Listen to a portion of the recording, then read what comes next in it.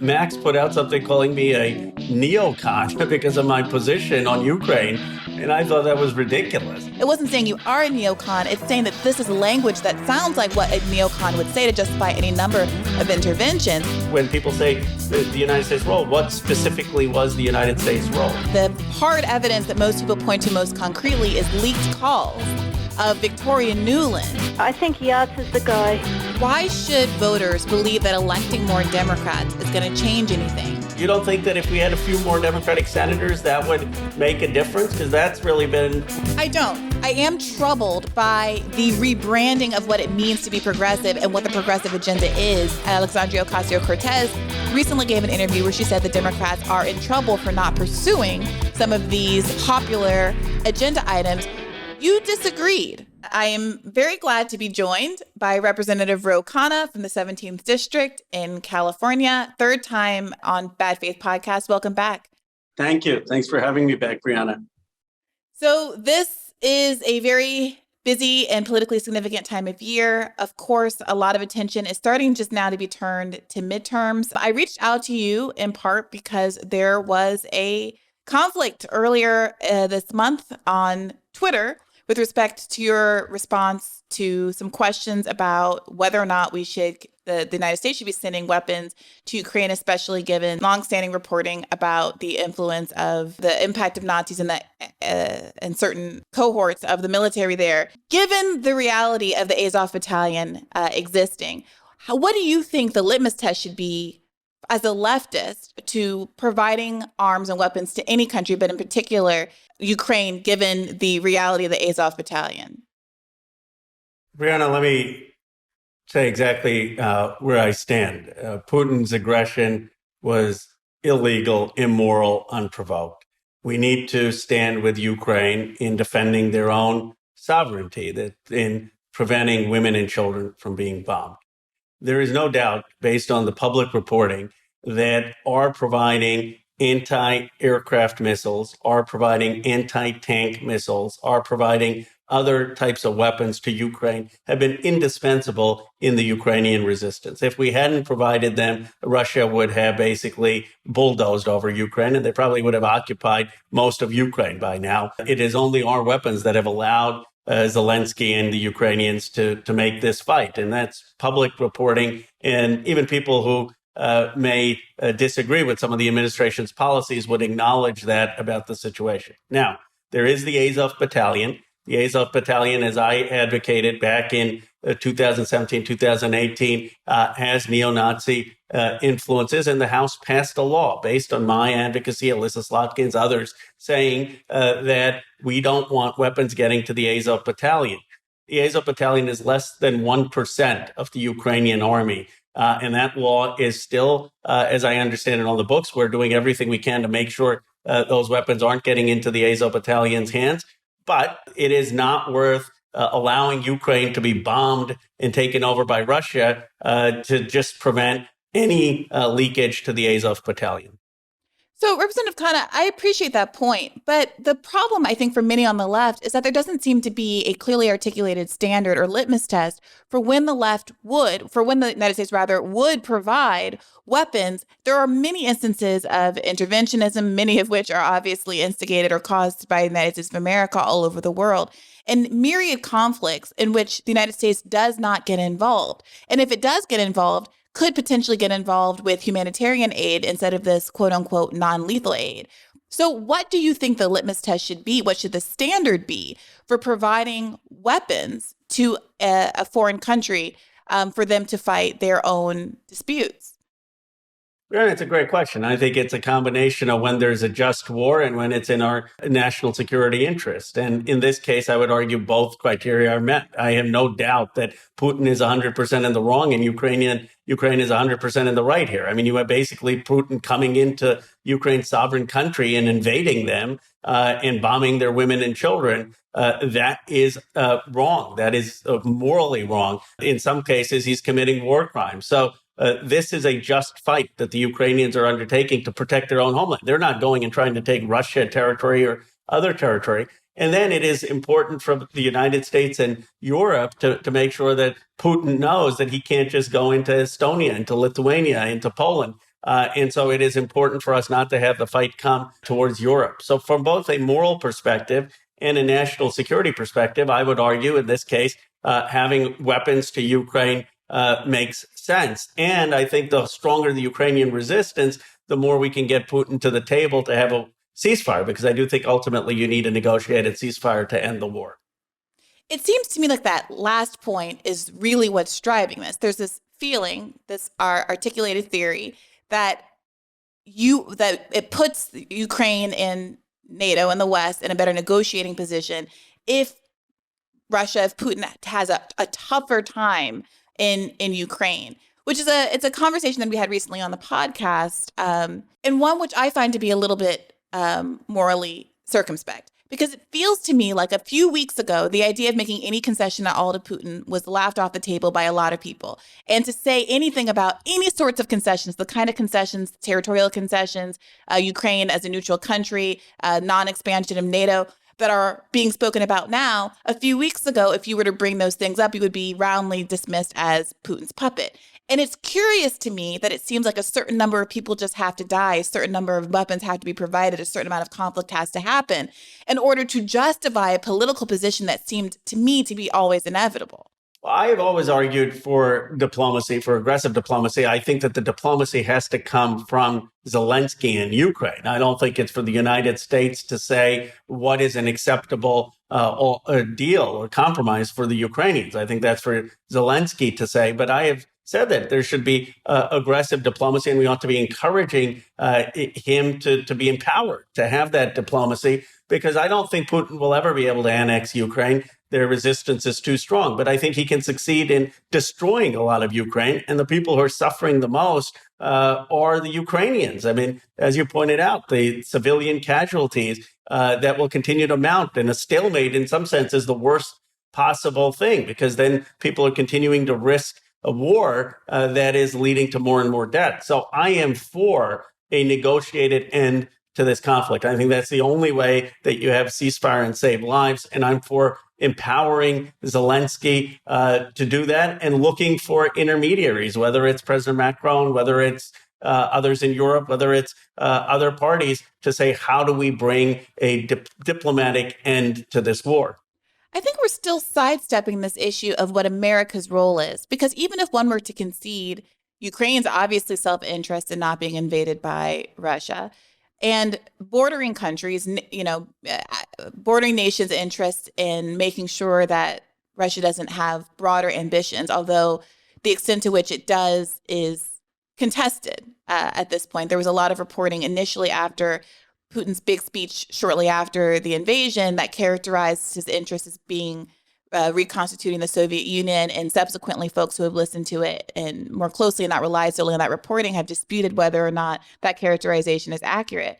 But that aside, it's easy to understand what the interests of European countries are. But the argument that has been made by some, including some non-interventionist Republicans at this point, is that it's not America's role to be providing weapons or intervening in this conflict, and that perhaps the ballooning defense budget, which is now going up by another $30 billion, as a consequence of playing the world's policeman, is something that we should be interrogating in this moment and asking why it is that if Europe has an interest in Putin not expanding, it's America that's footing the bill. What do you say to those kinds of arguments?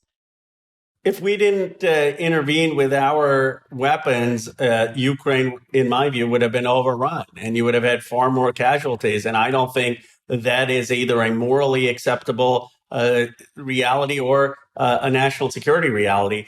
It is our weapons that are making a difference. And I mean, this is what Zelensky is saying. This is what the reporting is saying. And so I do think America has a leadership role. Now, I think the president has been appropriate in saying we're not going to put American service members on a no-fly zone and up in the air where their lives are going to be at risk, and we're not going to put troops on the ground. And so in this case, I think he has struck the right balance. And I'll be critical of the administration where it's justified. I have been very critical, including just this week on Yemen. I think that the idea that in Saudi Arabia that we're going begging them for oil when they're only 7% like Russia, and where their brutality in Yemen is just as bad as Putin's brutality in Ukraine, is wrong. And we ought to be pressuring them and saying we'll ground their air force if by stopping our spare parts if they don't lift the blockade and stop the bombing in Yemen. So it's not that I am always 100% in defense of the administration. I'm very critical on Yemen. But on Russia, I think this president has gotten the policy right. Earlier this month, reporter Max Blumenthal asked you a similar line of questions about why Ukraine, why send weapons to Ukraine, and why intervene here when there's so many other conflicts in the global context that America chooses not to intervene in. How can we trust that this is something other than a strategic choice rather than a moral one, especially given the United States' long-term involvement in the region? Earlier, you mentioned that this should be between. You contrasted the fault as being 100% Putin's fault and not Ukraine's fault. But the real question that much of the left is asking is the extent to which this is a combined result of both Putin's actions and the United States and NATO's long-term actions. And when Max Blumenthal raised some of those issues to you and put this video out. Prices are already going up massively because of the sanctions, inflation's going up, and that's all to fight Russia. I mean, that's the message Biden and his people are sending. Don't you think? I mean, do you think Americans? What skin in the game do Americans have for Ukraine?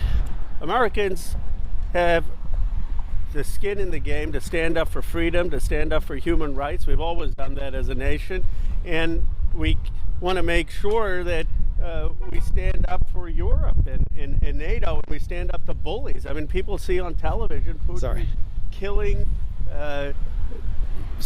children, killing mothers. I mean, it's horrific. And we as an America, we are the greatest nation in the world. We've always stood up for freedom. We stand up for human rights. So raising inflation and raising oil prices for freedom. I don't think that's connected. I think the reason that people are paying $5 at the pump and $6 at the pump is because these big oil companies are profiting billions of dollars. You responded with a since-deleted tweet that said, the far left's refusal to condemn the immoral and illegal Putin invasion is appalling. It's nihilistic relativism. I stand on my words in this exchange and reject Max Blumenthal and RT Talking Points, where he's a contributor. I have human rights progressive approach to FP, to foreign policy. Do you stand by that tweet? Why did you delete that tweet? I do. I don't think it's deleted. I stand by it. I think it's still up there because I stand by it. It was in response. Max put out something calling me a NEOCON because of my position on Ukraine. And I thought that was ridiculous. I mean, anyone who knows my career, my advocacy against the first Iraq war, my advocacy against the invasion of Libya, my advocacy in Yemen would certainly not describe me as a neocon. He put that tweet out, and it was in response to that tweet that I put it up. But it should still be up. I think people can just go on Twitter and find it. And I absolutely stand by it 100% because I thought his characterization that I believe that Ukraine should be able to defend itself in a just war, that somehow that makes me a neocon, was just wrong.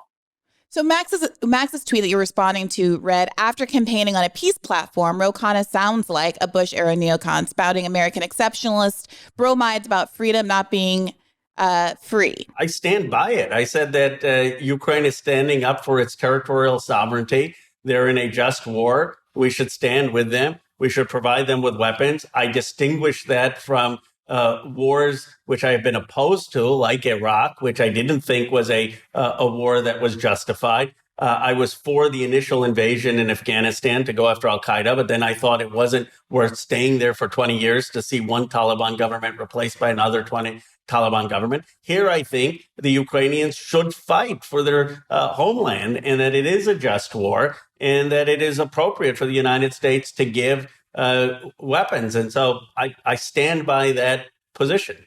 But I think what Max was responding to was he asked a question about the rising cost to Americans of sanctioning Russia and the massive package of arms authorized for Ukraine, right? So he was talking about two things, whether or not the sanctions are effective and whether the downsides for American citizens are worth it. And two, whether or not the United States should be sending arms, regardless of whether or not you think somebody else is fighting a just war. There is this fundamental imperialist question of whether or not the United States should be the one advancing those goals, providing arms to people, regardless of whether they're neo-Nazis or not, any number of regimes across the world that has taken and done all kinds of things that we now, in retrospect, regret with American war power. And the response the reaction to the response had to do with a kind of language that felt like the kind of same pat jingoistic language that we're used to hearing from traditional conservative corporate Democrats and Republicans, not from someone like yourself talking about freedom and just wars, or the kind of vague concepts that very easily get weaponized to justify any number of interventions around the world. And so for your response to then go to calling out his integrity because of his relationship with Russia Today, like RT, and instead of engaging substantively with the concern, I think that is what triggered people, for lack of better words. What do you say to that? Well, I stand by the language in that clip. I mean, I engaged with it for almost a minute. I mean, I answered almost any question. I do believe America is an exceptional country on the way to becoming the first multiracial, multi-ethnic democracy in the world. I've said that since American exceptionalism and America being an exceptional country, you know that those are two different concepts, right? Yeah, but that's all I said on the clip. I've said that my whole career. I genuinely believe I have a very patriotic vision of America, and I think America does more good in the world than harm. I have been critical in places of American foreign policy on Iraq. I ran the first anti-Iraq war primary. I got crushed in 2004, but I ran it in my own party against Tom Lantos because I was opposed to the war and opposed to the Patriot Act. I've been critical of places of foreign policy, and I guess I felt that the sort of rhetoric of calling me a neocon was so out of step with my record. I mean, you could say I have to criticize my position on Russia, but if you look at my opposition to the Iraq War, my opposition to the Patriot Act, my call for withdrawal in Afghanistan, and been actually even supporting Trump's withdrawal in Afghanistan, and been on the record there. My call for not having military intervention in Venezuela, my call to make sure that the sanctions there don't hurt the poor, my call in advocacy on Yemen and having led the war powers. I just think that calling someone a neocon because you have a philosophical disagreement that we should stand with Ukraine was sloppy. But Representative, for one, the argument wasn't that the U.S. shouldn't stand with Ukraine, whatever that means. Or even if you have a disagreement on that, I think we should be providing weapons. Right. That doesn't make me a neocon. But the second part is that he said that you sound like a neocon. And in fact, in his tweet, he was drawing a contrast between your laudable record that you just articulated and the kinds of statements you were making. The fact of his surprise and disappointment was exactly because of your long record of being very good on these kinds of issues. It wasn't saying you are a neocon. It's saying that this is a language that sounds like what a neocon would say to justify any number of interventions. And it is surprising and in some ways disappointing to hear you using that kind of language. Do you see a difference there?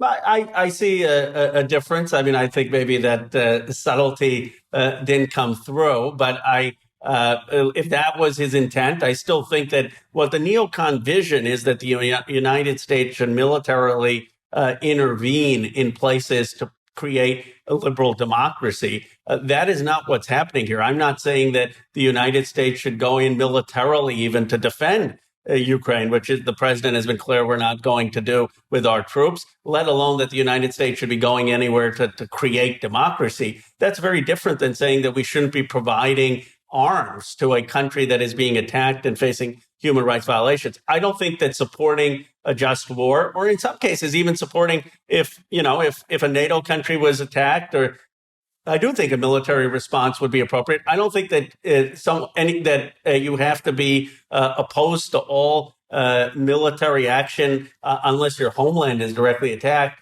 to be progressive on foreign policy. I believe that there are things like just wars. There are times where national security is at stake where the United States does need to lead. But I don't think that having our military extended to promote and create liberal democracy is a successful use. And that's where I would differ. And then I just pointed out, I certainly didn't intend to smear Max. I was just pointing out that the facts, as I was told, that he has contributed to Russia TV. I don't see why if he wants to do that, that's his right. And I think it's just a matter of factual record. What do you think about the RT ban? Well, I think you mean on Facebook? And so RT Europe has been flatly banned. RT America is off Twitter, or RT America, I think, had to shut down because of sanctions and is no longer on Twitter. Yeah, because they were engaged in such brutal propaganda that and misinformation. I think, given the context of the war, that was appropriate. There are places, perfectly other appropriate places of dissent, but I don't think we need to give Putin, who is engaged in basically war crimes, a platform for spreading misinformation around the world. That doesn't Can you mean. can you cite an example of the kind of propaganda that you've observed on RT? Well, I haven't personally looked through the articles, but my understanding from the reporting is that you had a false narrative of blaming the United States for this blatant aggression, of basically not acknowledging that Putin's own writing, that he believes in a greater Russia, of casting this as the fault of the West, as opposed to acknowledging that this is just an act of conquest. So if there were an academic in the United States, and there are, who have a different perspective, I'm all for them publishing. I'm all for robust debate, but I don't think we ought to be giving a dictator like Putin a platform to spout his message, at the same time that he's killing women and children. That's not free speech. So Chris Hedges is an academic. He's a professor at Princeton, Pulitzer Prize winning journalist, longtime journalist at the New York Times, who had a show on RT that was canceled as a consequence of this. The record, the historical record, the archive of these shows in many cases is missing forever. And there have been journalists like Abby Martin, who was recently on Bad Faith podcast, who are quite notable for being openly antagonistic and critical of Russia and Putin in the context of the 2014 coup. Do you see a similar level of criticism of America's involvement and role in the 2014 coup in Ukraine in the mainstream news? And are you yourself critical of America's role with Victoria Nuland and the like in 2014? Well, first of all, I would defend the Princeton professor or the other journalists' ability to have their views. They don't have to go on Russia TV. There are plenty of outlets in the United States or Europe or other places. Absolutely, that they can get on. And I mean, if he's tenured at Princeton, that's a pretty privileged position to be in, that can have your views heard. And I would defend his right of free speech, and to publish, to be heard, to be on podcasts, to go on, and absolutely we ought to do that. Now, on the situation, I think, in what happened in 2014, I mean, I'd have to read up more. I don't want to be opining on something that I don't know all the details, but I don't think in any way it's comparable to Russia going in and invading Ukraine and bombing. It's not like we had some military involvement in trying to change the Ukrainian government, where that's what Russia is doing. But, why is the line military involvement, though, Representative? The issue is that the way that America does regime change is 99% non-military. The reality is that it's used its democracy building arms, the CIA, the State Department, to do regime change across the world. And you're very familiar with this fact. So it's not to draw false equivalencies or say that it is absolving Putin for the invasion.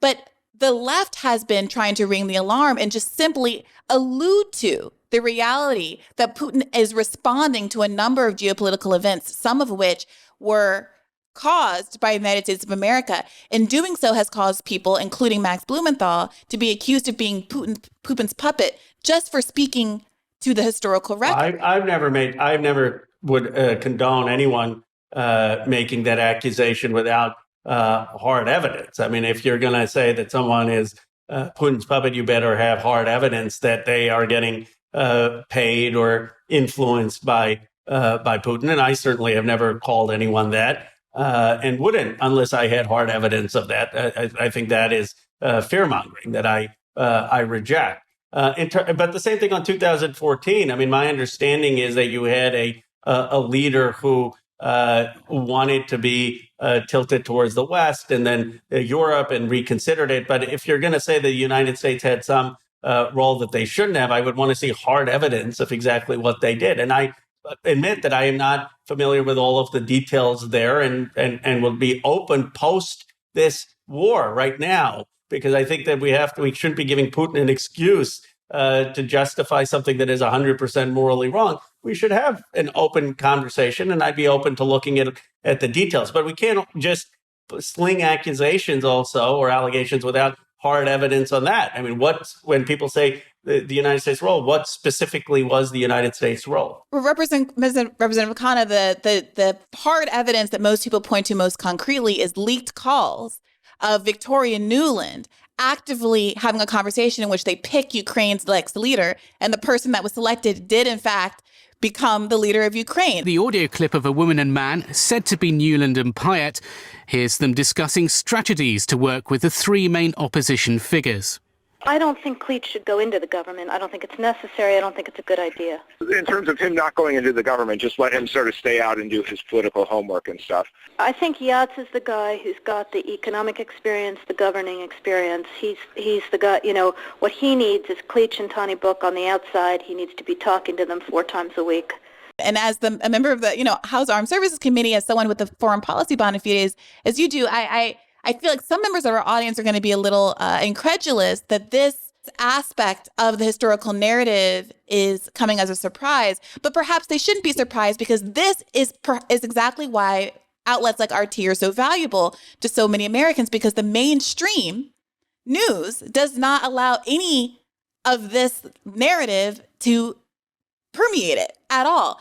And you're surprised that someone who's a tenured professor at Princeton wouldn't get on TV. I mean, even Cornel West has spoken about how he can almost never get on the news. It happens very infrequently. There are a handful of hosts here and there who are sympathetic to him and allow him come on in some limited capacity.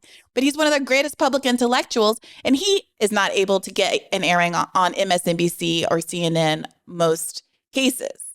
Let me just say on both of those cases, first of all, I have a great admiration for Cornel West. We campaigned together for Bernie Sanders. He was on CNN and MSNBC during the Sanders campaign, and infrequently. And my understanding is he has a friend at CNN, but MSNBC is a really hard sell, and I can speak to that being the case personally. His book Race Matters is brilliant. He's one of the brilliant thinkers, and so I have great admiration for him, and I agree that we need voices like his. On 2014, we can look. I've read some of the articles. I read Mearsheimer on it. I'm not saying that there's not a time for that debate. I'm just saying that there has to be precision. Just saying that the United States may have wanted someone to ascend doesn't mean that the United States engineered that. And I think before we throw out those kind of terms, we have to really have a lot of evidence and research on it. And I don't think this is the time to have that conversation, because Putin takes some of those and uses it for justification for killing women and children. I think it is perfectly appropriate when this war ends. And if we want to look at the entire historical record and have a debate and say, what can we do to make sure that we are learning the lessons of history, then let's have a wide debate. But now let's focus on supporting the Ukrainians and making sure women and children are not dying. I would suggest that part of having the war end is understanding the historical perspective that is motivating Putin, and understanding his motivations will help us get to a better place at the bargaining table more quickly. And this was the initial point that I raised, that if you are open to the idea that NATO expansion was a huge issue that provoked this conflict, which was not something that could be said out loud 3 weeks ago without, again, getting you accused of being Putin's puppet, which is now one of the main issues that's being negotiated around right now, guarantees against further NATO expansion. If we could have been having these conversations earlier, I would argue that many fewer women and children needed to die in order for this conflict to be resolved. And if America hadn't been instigating and pushing further NATO expansion, including George Bush saying that that Ukraine should join NATO, that we perhaps would not have gone down this rabbit hole to begin with and ended up here in the first place. I just respectfully disagree with that perspective. I am not saying that there's two different issues. If you read Putin's own writing in an article he published a year ago, you would see, in my view, that Putin is saying that he believes in the greater Russia and he wants to take over Ukraine because it's part of Russia. I think that is the motive. We can have a separate conversation about whether Bush in 2008 or whenever he did it should have promised NATO to Ukraine, given that the West never expected or to deliver on it in the near term. And that's a separate conversation that I think should be debated. But I don't think that was the cause of this war. I personally believe that Putin was going to do this because of his vision for a greater Russia. I know there are people who disagree with me on that, but that's my view. Well, help me understand, why is Putin's writing on his vision of a greater Russia dispositive here and taken as a kind of a matter of fact about what his mental state and motivations are? But George Bush's statements about Ukraine becoming a part of NATO were supposed to count as just an offhanded remark that no one should have had any kind of geopolitical reliance on. No, I'm saying obviously those may have had consequences that we ought to look at and debate. But I don't think that's the cause of this war. I think the cause of this war, whether NATO expanded or not, I don't think would have prevented Putin from going in to Ukraine. I think he was hell-bent on restoring the Soviet Union, and that's illegal. That's a separate question from, did we make a promise that we couldn't keep, and should we have made that promise, and did we lead Ukraine to believe something that wasn't possible? And that's a legitimate academic debate that we should have in this country. But what I think that the frustration I think some people have is when that is linked, the NATO expansion argument, to saying that's why Putin's invading. No, because that's putting some blame on the United States, which I don't put in this context. Genuinely, I think this is Putin making something illegal. Now, I also want to defend free speech, just because I disagree with that perspective. I don't think Putin invading was because of NATO's expansion. If someone is saying that, I don't think that makes them a Putin puppet. You can just disagree with them without name calling. So you don't think that America has played any role in this conflict? I wouldn't say any role. I would say that in the context of Putin's decision to invade Ukraine, I put 100% of the blame on Putin. I don't blame the United States for Putin's decision to go in and invade a sovereign country. Just like if Russia did aggressive things in Europe and then we decided to go invade Canada, I wouldn't say, well, Russia's to blame. I would say, no, the United States is invading a sovereign country that's wrong. So Putin is chosen to invade a sovereign country, and he's written that he wants to restore Russia. He's 100% in the wrong. In this case, America is 100% in the right. We're standing in the just fight. That's my. I think 100% is the problem. You're an attorney, right, Representative Khanna? You understand the concept of contributory negligence. I do. You know, it does not mean that someone else is absolved of their role in a problem, in a conflict, in a car crash, just because there is a contributory negligent party. If party A is driving drunk, but party B runs the red light, it does not make it okay that party A is drunk, that party B is the one that might have been the but-for cause of the accident. And I think that all that people are asking is to be honest about the reality of America's ongoing regime change efforts across the world, which you in so many other contexts have been such an assiduous highlighter of. Well, I think I would say we're contributorily negligent in Yemen by aiding the Saudis. So it's not like But not in Ukraine. I don't think so. I really don't. I think that in Ukraine, you really have Putin's aggression that is the cause. And I think that the cause of that is Putin wanting to restore a greater Russia. I know there are people who disagree with that perspective. That's my genuine belief that this is a country that's under attack, that sovereignty is being threatened, that women and children are being killed, and we're doing the just thing by coming to their aid and providing them weapons to have this fight. And that we're, in this case, 100% in the right and Putin's 100% in the wrong. There are times, look, I thought we were in the wrong in invading Iraq. I thought we were in the wrong in what we did in Libya. I thought we were in the wrong in what we're doing with Saudi Arabia and Yemen. So it's not like I am always saying the United States, whatever we do is 100% right. In this case, except in this instance, you do think that what America is doing is 100% right. I do. I think in the light of the circumstance, the president's gotten the policy right here. And that's why I've supported him strongly on his policy. But the president getting the policy right now that Putin has invaded, and many on the left agree that they very much appreciate he's not playing games with this no-fly zone, despite the rabid pro-war interest of much of the U.S. press corps. But Biden behaving appropriately in this instance, is not the same thing as American foreign policy over the past 10 or 20 or 30 years, having not contributed meaningfully to this conflict. That is not the same thing as saying America is responsible for a Russian soldier putting a bullet in a Ukrainian citizen. But it is relevant if you want to unwind this process. And I just will say again that it is kind of incredible to believe that NATO expansion plays no role when conversations about limiting NATO expansion, halting NATO expansion, are so central to the negotiations ongoing right now. Well, I would say that it gives no justification for Putin to do what he did. And I think the fact that Estonia, Lithuania, and Latvia are in NATO probably provides some protection from Putin further invading.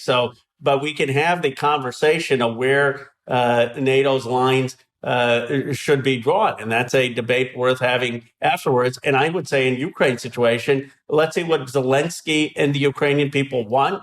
And let's support them in having a negotiated end to this war. But I guess the point which I was making, pushing back on Max on the left, is I would love people like Max, and I don't think he represents the left, but why aren't people like him saying Putin is in the wrong? Putin, or maybe he is. I don't want to put words in his mouth. Putin does, and that's part of the issue that leftists like Putin, like Max Blumenthal and Aaron Mate do clearly condemn Putin's invasion, and that does not preclude them from being characterized the way they are repeatedly characterized. And I think that is why the tweet caused so much consternation on the left.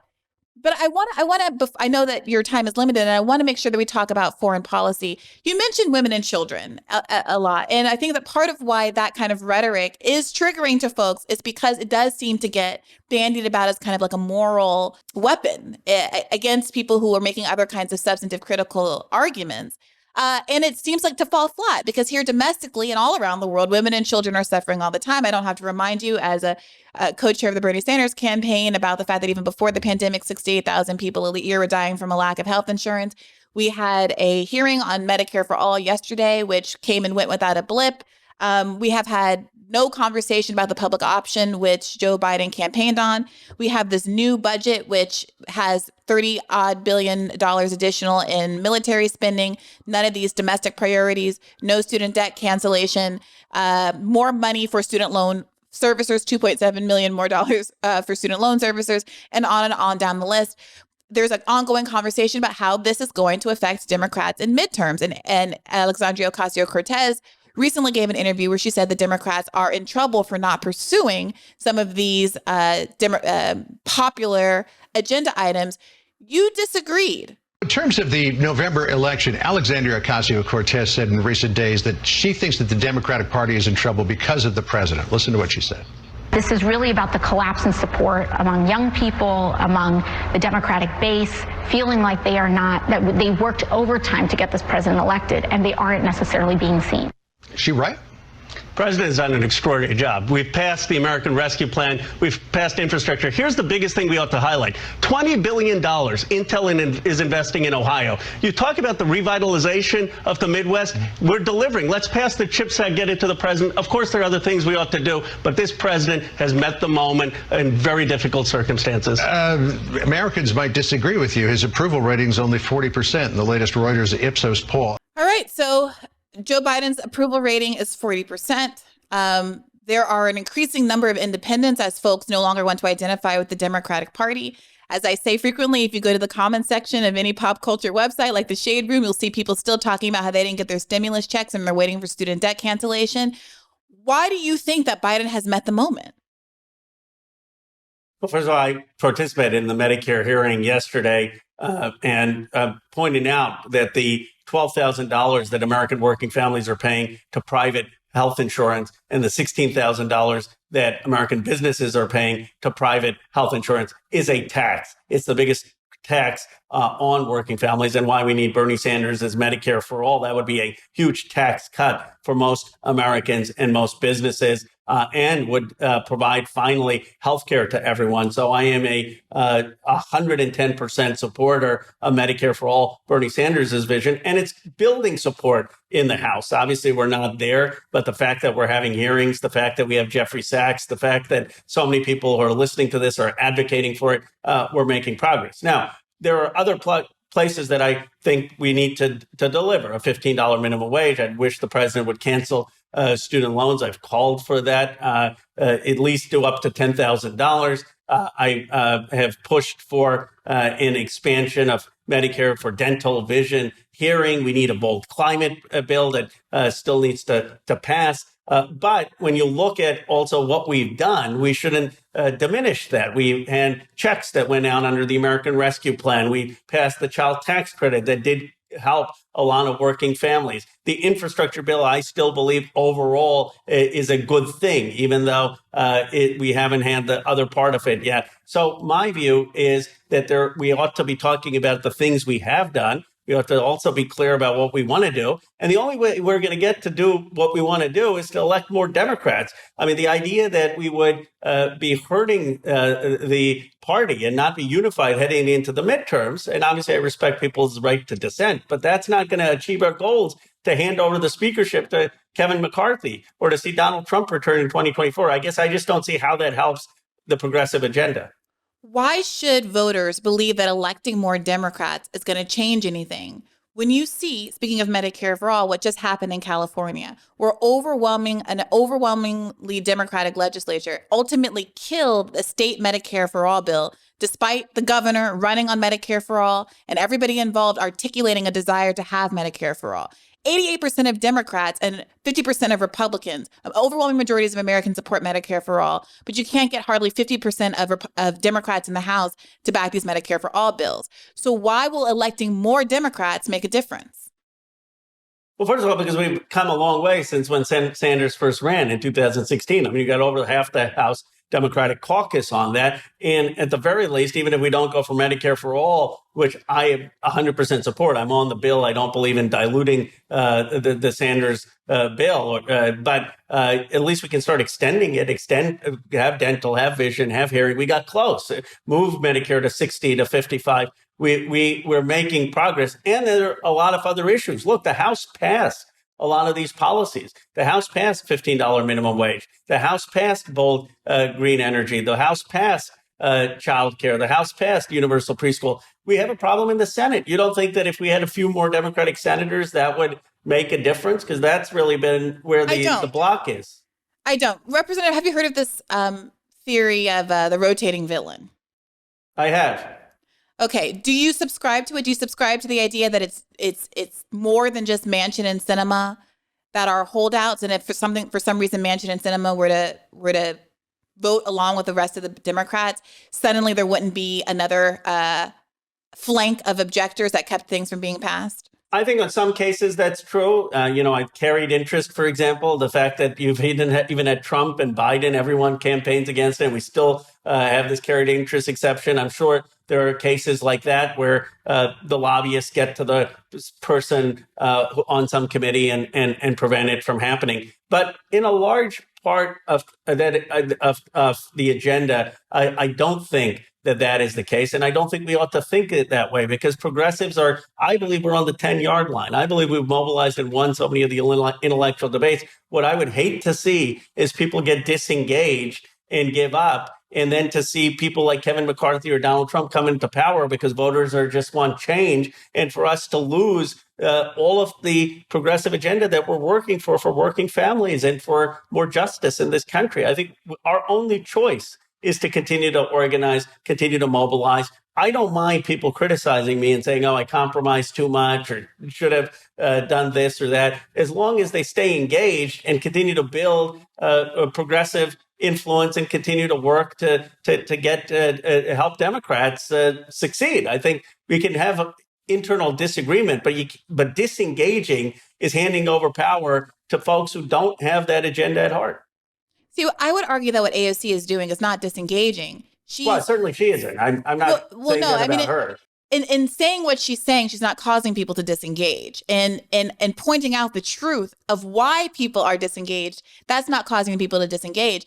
Insisting that things are good, that this is fine when the room is burning, I think that's what's causing people to disengage. And I would love to hear you opine on what you think happened in California, because certainly the argument cannot be that you just need a few more Democrats, a few more progressives elected in California, given how many people overwhelmingly, how electeds support Medicare for all. I agree with that. I'm not going to defend what happened in California. I was a strong supporter of Ash Kalra's bill. I don't think we should have withdrawn it. I think we ought to vote, put people on record. The governor ran on single payer. He ought to deliver on single payer. Why do you think Ash Kalra chose not to force the vote on that issue? We had him on the show and talked about it. I have a lot of respect for Ash. I think I know how passionate he is on this, but I told him, and I think we should have forced a vote there. I mean, I think the governor he campaigned explicitly on single payer. It's one of the reasons I endorsed him. I stuck with him in the recall, and I made it clear over and over again, publicly and privately, that we ought to pass single payer in California. That's why I did the whole state bill of allowing states to be able to get waivers, and I am the lead of that in the House. So if I would not be saying, okay, just give us more Democrats in California. I think we have all the Democrats we need. We may need more progressives, but we have all the Democrats we need. We have a Democratic governor who ran on this. Now it's incumbent in California to do this. That's very different, though, than the situation that the President Biden has in the Senate. I mean, that is not, if we had 52, 53 senators, I think that'd be a different case. I really do. I mean, and that's why I think the president is in a place where he has adopted a large part of the progressive agenda as his agenda, and that's in thanks to Bernie Sanders. It's in thanks to Elizabeth Warren. It's in thanks to all of the activists, many of people listening to the show, and they should be proud of that. What are the large parts of the progressive agenda that Biden has adopted as his own? Universal childcare, universal preschool, $500 billion of climate. That's not as much as I know progressives want. It would be the biggest investment in the history of this country in climate. The Medicare expansion to dental, vision, and hearing, Biden was for that. So policies that were enacted in the short term during the pandemic, which have elapsed, a climate policy with spending levels that got Joe Biden rated an F or F minus by the Sunrise Movement during the campaign.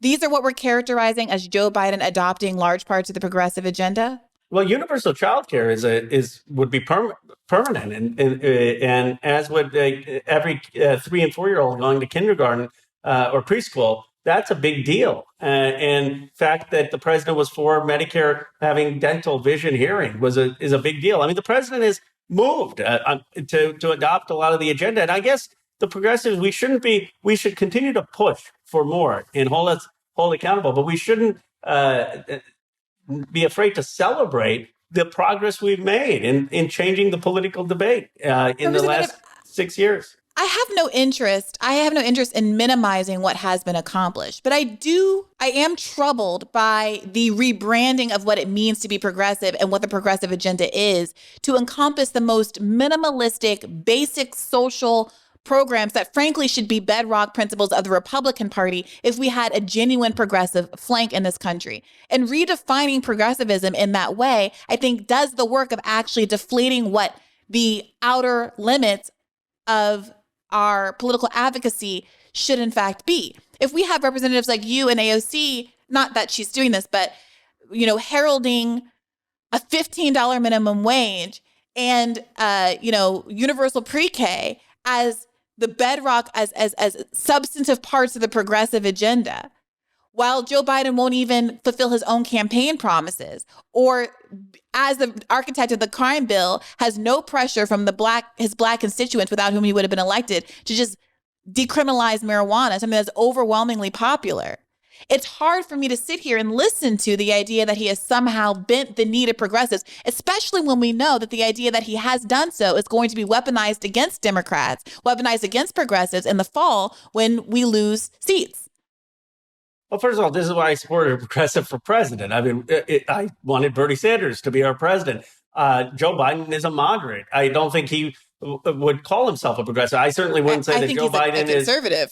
I certainly wouldn't say, okay, Joe Biden, we have a progressive president like Bernie Sanders. But that's why I worked so hard for wanting Bernie Sanders. That's why I hope one day we do have a progressive president. But the point is, in the context of having a moderate president adopt aspects of the progressive agenda, that we should celebrate.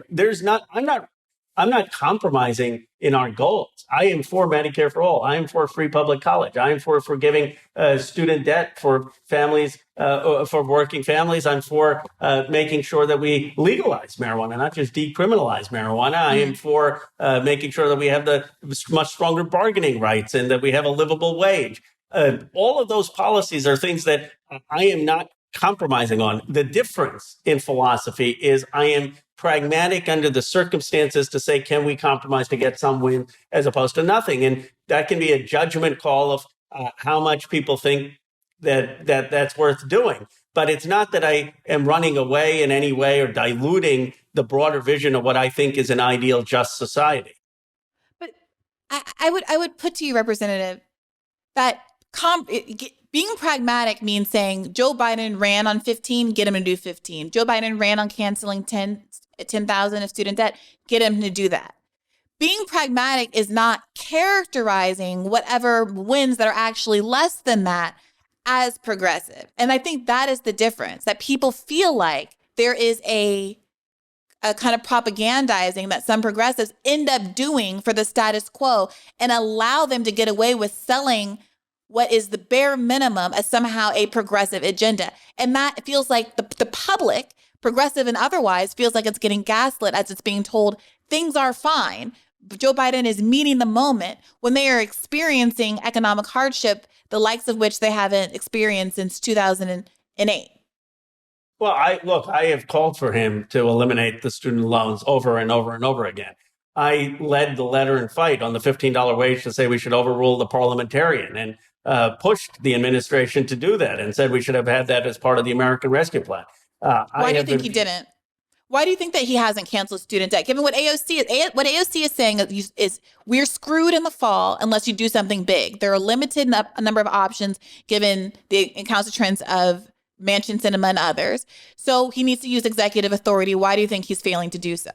I think he will. I think the Progressive Caucus has come up with some recommendations, use executive authority to lower prescription drug costs, declare a climate emergency, have bold investment in a moonshot on clean energy. I think he will take but some not of these student debt.